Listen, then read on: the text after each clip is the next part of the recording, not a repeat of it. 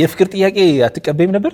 አለ መቀበል ሳይሆን ያው ብዙ ሆነና ሁሉንም አትቀበል በዛብሽ።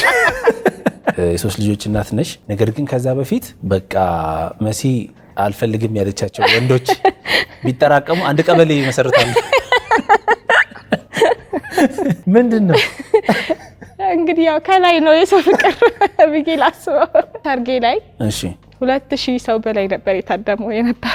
ምን አይነት ባለው እሱ የምታገባው ለማየት ያልተጠራ ሁላ ይመጣ ይመስልኝ። በጣም ብዙ ሰው ድንኳን ሰው እንኳን ትዳር አይደለም ጉዳት አልባ ደግሞ ስታገባ እንትን ነው ይደመማል። እና ምን አይነት ባል እስኪያግብታ ይሆን ብሎ የመጣው ራስ በጣም ብዙ ነው። ትሙት ምን ታረጋለሽ ከዚህ በኋላ ነው እሱ ያሏት ለእናቴ ማለት ነው።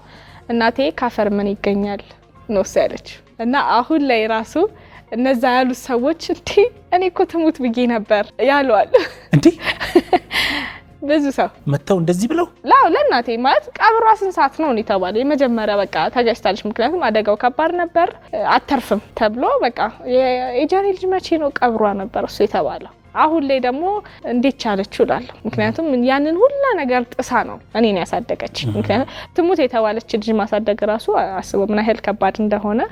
ረዳትነት እንኳን ጥሩ ነው ብር አለው ምናምን ነገር ሲሉ ለምን አልሰራም ምናምን ሰው ፍቃደኛ አይሆንም። የታክሲ ረዳት እውነቴን ነው እሱ ማለት እሱን መስራት ትፈልጊ ድሮ እንዴ ብሰራ አላለሁ ማለት ነው። እኔ ማስባት ያችን ብሯን ነው እንዴ ይቻላል ለምን አይቻልም? ኧረ አንቺ ልጅ ምን ሆነሻል ምናምን ሰው እሺ አይልም ነው እሺ አይልም። ግን እኔ በዛ ሰዓት ብሰራ ብዙ ነገሮችን እኮ ለውጥበታል። እኔ ነኝ የማውቀው እዚህ ጋር ምን እንደሚያስፈልገኝ እኔ ነኝ እሱን የማውቀው።